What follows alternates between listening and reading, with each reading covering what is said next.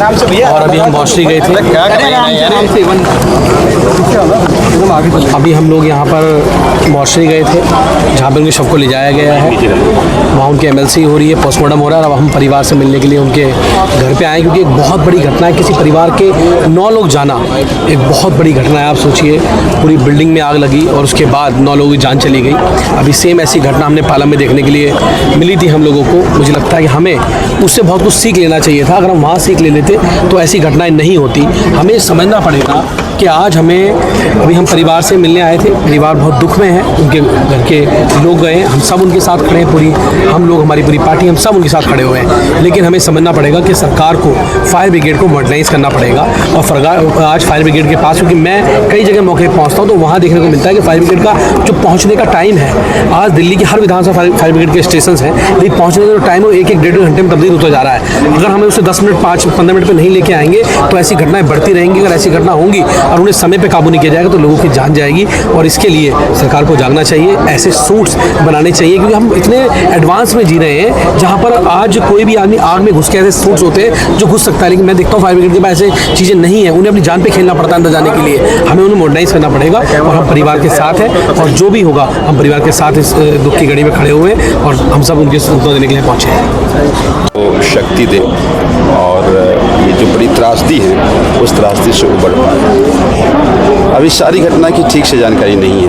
कई लोग कहते हैं कि फायर ब्रिगेड समय पर नहीं पहुंचा, कई लोग कह रहे हैं समय पर पहुंचा। लेकिन चूँकि घटना ये सुबह की है और जो इतनी मौतें दिख रही हैं, कई लोग कह रहे हैं कि फायर ब्रिगेड पहुँच नहीं पा रही थी वहाँ तक। मुझे लगता है कि अब समय आ गया है कि हाईली इक्विप्ड किया जाए, मॉडर्न तरीके से इस पूरी फायर ब्रिगेड को इक्विप करें, ताकि इस तरह की जो हाई बिल्डिंग राइज में घटनाएं हो रही हैं उससे लोगों को राहत मिले।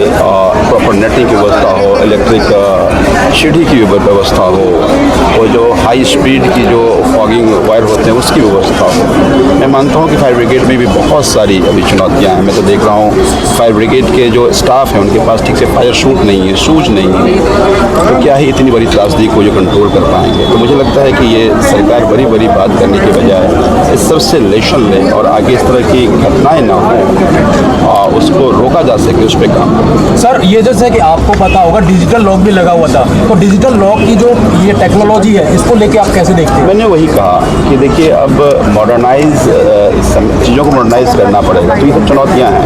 हाई राइज बिल्डिंग्स हैं, डिजिटल लॉक्स हैं, जो समय पे नहीं खुल पाता है। तो इस चुनौती से कैसे निकल पाए? मुख्यमंत्री बड़ी बड़ी बातें करते हैं, मैंने मॉडर्नाइज कर दिया चीज़ें कर, जब त्रासदी होती है तो वो चीज़ें दिखती नहीं है और फिर इससे लोगों की जान जा रही है। चाहे उत्तम नगर की हुई पहले पालम की घटना हो या अभी भी बिहार की घटना हो, मुझे लगता है कि कितनी बार घटनाएं ऐसे सीख मिलेगी सरकार को। मुझे लगता है ज़रूरत है कि सबसे सीख लें और आज ये 9 जाने गई। मुझे लगता है कि अगर चीज़ें मॉडर्नाइज तरीके से हुई तो शायद